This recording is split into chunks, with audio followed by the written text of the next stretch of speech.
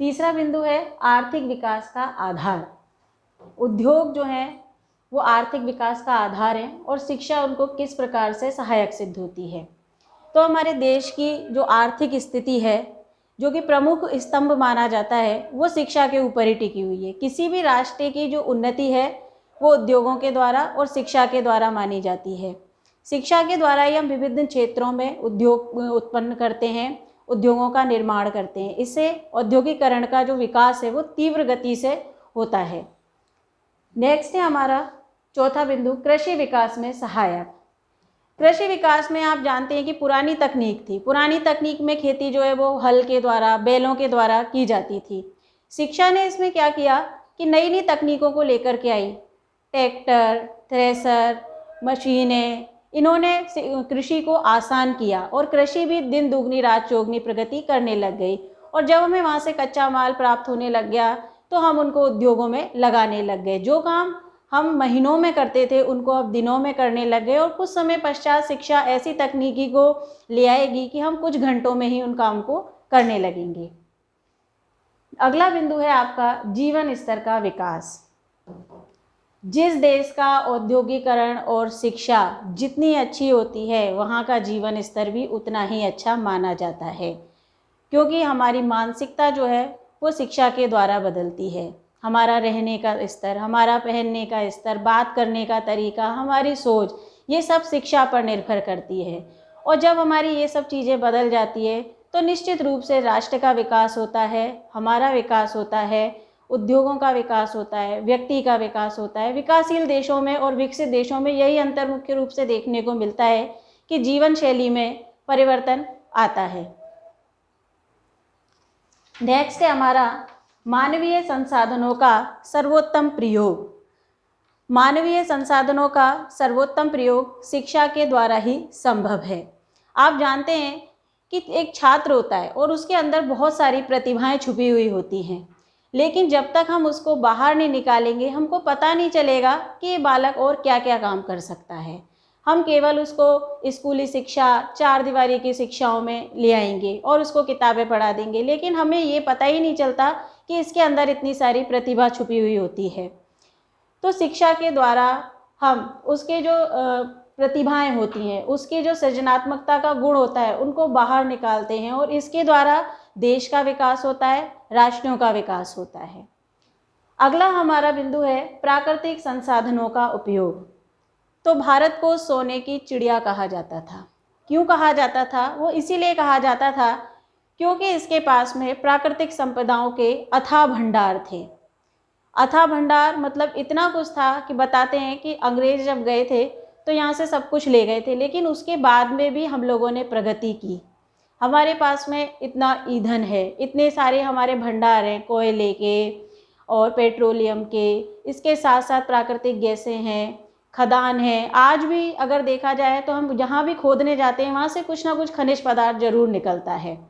Example के तौर पे शिक्षा के द्वारा पता लगाया जाता है कि कोयला एवं पेट्रोलियम का क्षेत्र कहाँ है और फिर इसका खनन किया जाता है जिससे कि इसको उपयोग में लाया जा सके। तो ये ऐसे ही नहीं होता, इसके लिए शिक्षित होना जरूरी है, उन यंत्रों की सहायता लेना जरूरी है जहाँ से पता चले कि कहाँ पर है। इसी तरीके से आप पानी को देख लीजिए कि जब हम बात करते हैं कि इस जगह पर पानी है, जब हम अपने घर में सबमर्सिबल लगवाते हैं, बोरवेल लगवाते हैं, तो सब जगह देखा जाता है। उसके बाद में वो मीटर बताता है कि कहाँ पर पानी है, वो हम वहीं खुदाई करते हैं और वहाँ से पानी निकलता है जिससे कि वो खेतों में जाता है, उससे अपना जीवन यापन होता है। इस तरीके से मानवीय प्राकृतिक संसाधनों का जो उपयोग है वो सहायक होता है। फिर है राष्ट्रीय विकास में सहायक। शिक्षा एवं औद्योगिकरण जो है वो समन्वित रूप में राष्ट्र के विकास में सहायक होते हैं, क्योंकि एक शिक्षित समाज ही और एक सुसंस्कृत समाज ही विकास का पूरा कार्य करता है। इसके कारण हमारी आर्थिक स्थितियां मजबूत होती हैं, विश्व में हमारा नाम होता है और हमारी राष्ट्रीय आय या जीडीपी है जो बढ़ जाती है। उसके साथ साथ ही आप देखिए कि भारत ने किस तरीके से प्रगति करी है शिक्षा के द्वारा ही, कि यहाँ पर जब हमारी अर्थव्यवस्थाएं बंद थी तो इन्होंने एलपीजी नीति लगाई एलपीजी के कारण उद्योगों का एक जगह से दूसरे जगहों पर आना जाना शुरू हुआ। इससे राष्ट्रीय विकास में बहुत सहायता मिली, आयात निर्यात हुए।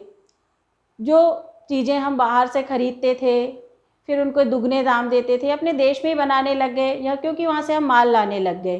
तो इस प्रकार से राष्ट्रीय विकास में ये सहायक है। फिर है श्रम का उचित उपयोग। श्रम का उचित उपयोग शिक्षा के माध्यम से ही संभव है। ये उत्पादन वृद्धि करने में भी सहायक सिद्ध होता है। प्राचीन काल में किसान जो है वो बहुत अधिक श्रम करते थे, लेकिन उनको जो परिणाम मिलता था वो बहुत थोड़ा सा मिलता था। कारण वो वर्षा पर निर्भर रहते थे आधे टाइम, तो उन्हें पता ही नहीं होता था कब बारिश आएगी, और बारिश आती भी नहीं आती थी। तो इस प्रकार से उनका जो श्रम था उसका उचित उपयोग नहीं हो पाता था। अब शिक्षा के द्वारा हमें किसी पर निर्भर नहीं रहना। जब मानसून आएगा, बारिश आएगी, आ जाएगी, लेकिन हमारी खेती जो है, हमारी जो फसलें हैं वो समय पर तैयार हो जाएंगी, जिससे कि आगे का अपना विकास उसी प्रकार से चलता रहे। फिर है हमारा कौशलों का उपयोग एवं विकास। शिक्षा के माध्यम से छात्र में निहित कौशलों का उपयोग होता है। जैसे एक छात्र कंप्यूटर के प्रति रुचि रखता है, उसको रुचि है, वो जानता है कि कंप्यूटर के माध्यम से क्या क्या हो सकता है, लेकिन हम क्या करते हैं कि उसकी रुचि पर ध्यान नहीं देते। तो जब हमारी शिक्षा इस प्रकार की हो जाएगी और बालकों को उसकी रुचियों के अनुसार ही बताया जाएगा, तो वो जो बच्चा कंप्यूटर में रुचि रखता है वो आगे चल कर के एक बहुत अच्छा कंप्यूटर में काम कर सकता है, सॉफ्टवेयर डेवलप कर सकता है, हार्डवेयर से संबंधित वो कार्य कर सकता है। तो उसके अंदर जो छुपे हुए स्किल्स हैं, जो कौशल हैं, वो उपयोग में आ जाते हैं। रोजगार का विकास। शिक्षा के माध्यम से औद्योगिकरण की प्रक्रिया तीव्र होती है। औद्योगिकरण की प्रक्रिया जब तीव्र होती है तो बहुत सारे उद्योग लगते हैं। जब उद्योग लगते हैं तो उनमें कर्मचारियों की आवश्यकता होती है। तो शिक्षा के माध्यम से रोजगार का विकास होता है और सभी लोग अपने अपने शिक्षा के अनुसार, अपने अपने रैंक के अनुसार अपने अपने रोजगारों में लग जाते हैं और उससे बेरोजगारी कम होने का जो तरीका है वो कम होता जाता है।